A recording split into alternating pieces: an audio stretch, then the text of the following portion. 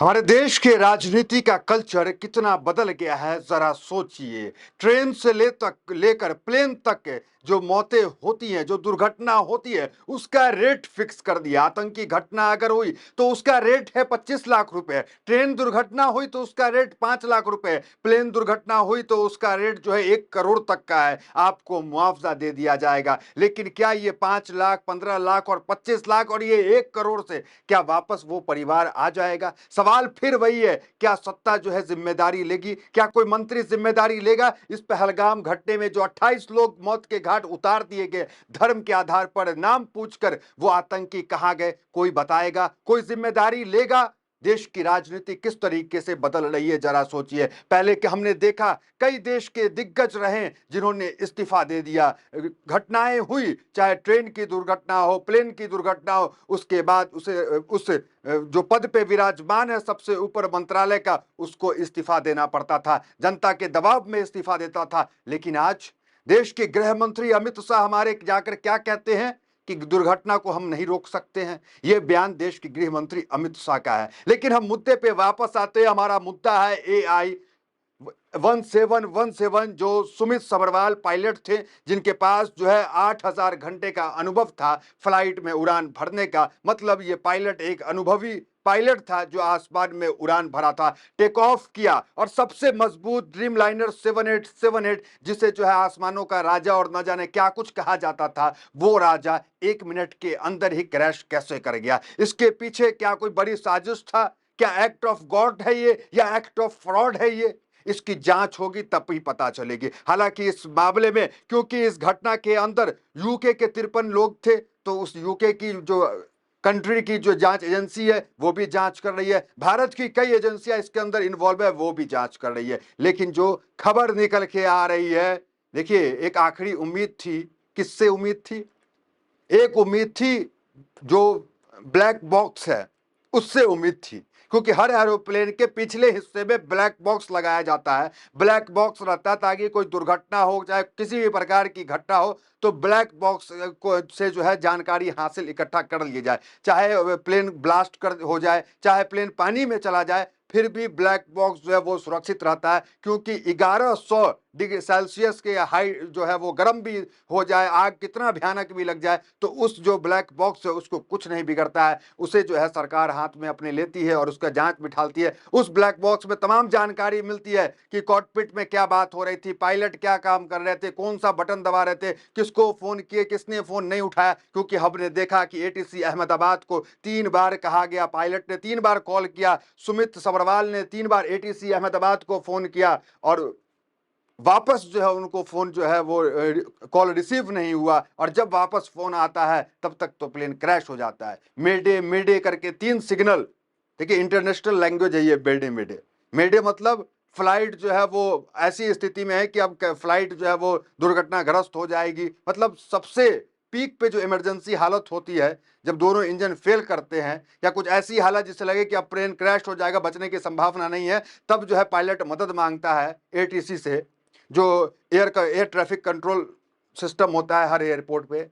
तो मेडे मेडे करके 3 सिग्नल दिया, फिर भी कोई ATC अहमदाबाद ने रिस्पॉन्स नहीं किया। लेकिन मुद्दे पे आते हैं। मुद्दा हमारा है ये जो ब्लैक बॉक्स है। इस ब्लैक बॉक्स को लेकर जो खबर आ रही है, जरा आप वो देखिए, और फिर आपको हम बताएंगे एक महिला के बारे में, कैसे उसने उस पैसे के बारे में, जो अभी कहा जा रहा है कि 1 करोड़ टाटा समूह के लोग देंगे, उसने कहा आप मेरे पिता को ले आइए, हम 2 करोड़ देंगे। ये जो चला रहा है अभी नया फैशन, ट्रेन दुर्घटना 5 लाख, प्लेन दुर्घटना 25 लाख से 1 करोड़, कोई आतंकी घटना हुआ तो उसका 25 लाख, उसको जो है कड़ा जवाब उस महिला को देने का काम किया। देखिए उस महिला को लेकर इंडिया टीवी की क्या खबर है। विमान दुर्घटनाग्रस्त में पिता की मौत के सदमे में शुक्रवार को एक परेशान बेटी फाल्गुनी का वीडियो वायरल हुआ, जिसमें उसने कहा कि अगर वे उसके पिता को वापस ला सकते हैं तो वो टाटा समूह को 2 करोड़ रुपया देने को तैयार है। बेटी कह रही है 2 करोड़ देंगे, टाटा समूह ने कहा था 1 करोड़, जिनकी जिनकी मौत हो गई है 1 करोड़ रुपया देंगे। देखिए कई सवाल उठते हैं, क्योंकि इस प्लेन में एक व्यक्ति भी बचा, विश्वास कुमार। अब विश्वास कुमार पे कितना भर विश्वास किया जाए, और उस पर जांच होगी तो आगे पता चलेगा कि ये व्यक्ति कैसे बच गया। क्योंकि जिस हॉस्टल के अंदर प्लेन गया वहां 33 लोग की मौत हो गई, और प्लेन में कोई नहीं बचा। तो कई सवाल उत्पन्न होते हैं। उस बीच जो खबर है, उस खबर को हम आपको बताने का काम करते हैं। आपको सबसे महत्वपूर्ण बता दें कि उस प्लेन के अंदर गुजरात के सबसे 2 बार के जो है मुख्यमंत्री रह चुके सीएम विजय रूपानी भी मौजूद थे, उनकी भी जो है वहां मौत हुई।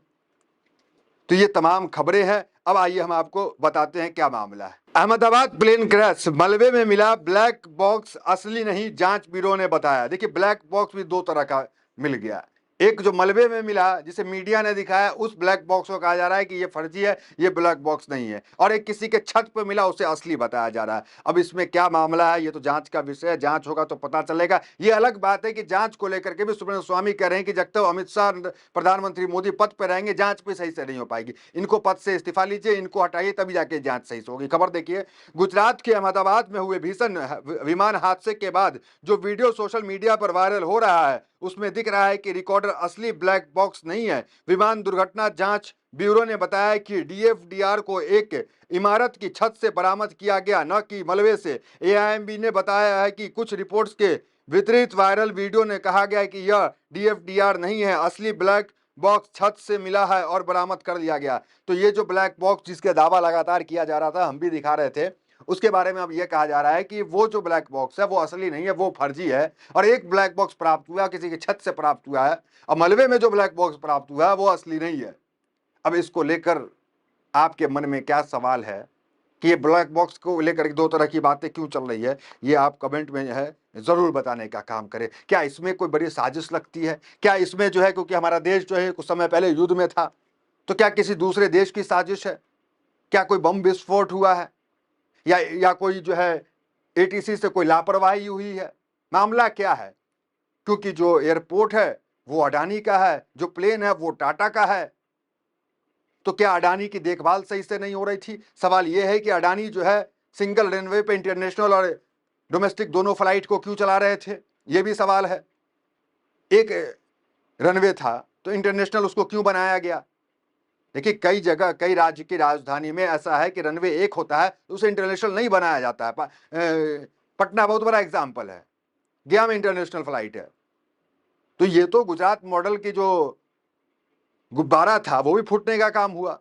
तमाम सवाल, अब सवाल ये भी है कि सब कुछ तो निजी कर दिया गया, एयरपोर्ट अडानी का है और जो वो आपको फ्लाइट है वो जो है टाटा का है। तो अब सवाल किससे पूछे? टाटा से पूछे, अडानी से पूछे, या प्रधानमंत्री से पूछे? और जिम्मेदारी लेने का तो कल्चर ही भारत में खत्म हो गया, भारत की राजनीति में। देखिए, एक बड़ी बात जो है वो कह रहे हैं कैप्टन गौरव तनेजा, ये भी कैप्टन है, वो क्या कह रहे हैं जरा उनकी ट्वीट को देखिए। In May 2020 I raised serious flight safety concern against Air Asia, DGCA investigated, safety lapses found and suspend 2 top officials who was the top boss. Captain Manish Upal also suspended. What did the airline do? Fix the safety issue. ये तमाम चीजें। Today, after the manager of Air Asia, Vistara and Air India, guess who is the top boss of flight operation Air India? तो air India में Vistara, air Asia, ये सब जो है मर्ज कर दिया गया और नाम अब एयर इंडिया ही उसका रखा गया। तो अब उस एयर इंडिया को कौन देख रहा है? वही इंसान देख रहा है, कैप्टन मनीष उपल, जिसे सस्पेंड किया गया था जांच के बाद जब वो एयर एशिया में थे। ये बात जो है गौरव तनेजा ने कहा कि हमने शिकायत की थी कि उसकी लापरवाही के कारण ऐसा हुआ, और उसी को एयर इंडिया ने रखने का काम किया। यह भी एक बहुत बड़ा महत्वपूर्ण सवाल है। और एक सवाल ये भी है कि एक महिला है, उसका बयान है कि 2 घंटा पहले जो है हम उसी इसमें थे। देखिए, प्लेन क्रैश से पहले खरखटा रही थी आवाज, खरखट की आवाज आ रही थी। महिला यात्री लंदन गई थी, उसी प्लेन से 2 घंटे पहले उसी प्लेन में थी। वो इस तरह के बयान। और हादसे की संख्या जो 242 बताई जा रही थी, अब 274 तक पहुंच गई। आप कैसे देख रहे हैं इस घटना को? क्या लग रहा है आपको? इस कमेंट बॉक्स में जरूर बताएं। फिलहाल इस वीडियो में इतना। मैं वीडियो से मेरे साथ बहुत बहुत धन्यवाद।